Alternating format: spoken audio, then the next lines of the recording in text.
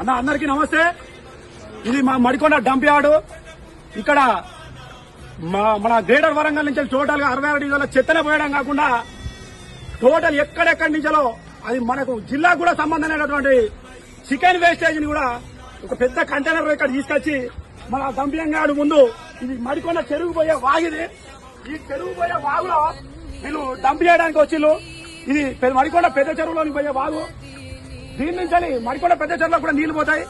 మేము కమిషనర్ గారికి ఎన్నోసార్లు వేడుకున్నాం, ఎంహెచ్ఓ గారిని వేడుకున్నాం. అయ్యా ఇక్కడ జంతు కళాపాలు పోస్తున్నారు, చికెన్ వేస్టేజ్ పోస్తున్నారు, చేపల వేస్టేజ్ పోస్తున్నారు, మాకు దయచేసి మేము మడికొండలో బతకలేకుండా పోతున్నాం ఎన్నోసార్లు చెప్పినాం. అయినా వాళ్ళ నిర్లక్ష్యానికి ఇది ధోరణి ఖచ్చితంగా అధికారుల నిర్లక్ష్యానికి ఇది కంపల్సరీ ఒక మచ్చుతుర్గా కనబడుతుంది. ఇప్పుడు మేము గ్రామస్తులం వచ్చి ఇక్కడ దీన్ని అడ్డుకునేదాకా కూడా ఇక్కడ డంప్ యార్డ్లో ఏ ఒక్క అధికారి కూడా లేడు, ఏ ఒక్క సిబ్బంది లేరు.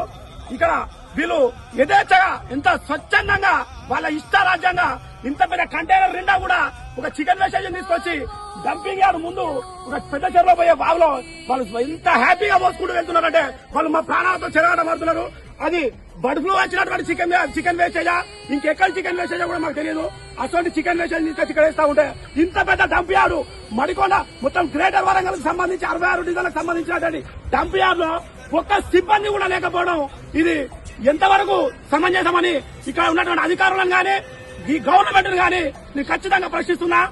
దయచేసి చెప్తున్నా, ఇటువంటి ఎన్నో జరుగుతున్నాయి, మీరు పట్టించుకోవడం లేదు అధికారులు. ప్రభుత్వం కూడా మా మీద చిన్న చూపు చూస్తుంది.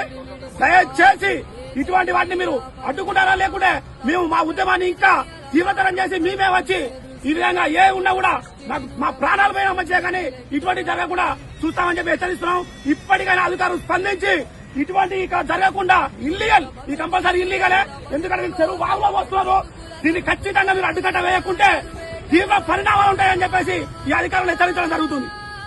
ఇది ఇక్కడికి ఎందుకు వచ్చింది? ఇక్కడికి ఎందుకు వచ్చింది? మీరు ఇక్కడ లోడ్ చేసుకుని హైదరాబాద్ పోతారట, ఇక్కడికి పోయడానికి వచ్చి ఆ 2 వెహికల్ తగ్గిపోయినాయి, పారిపోయినాయి, ఇంకా 2 వెహికల్ పారిపోయినాయి.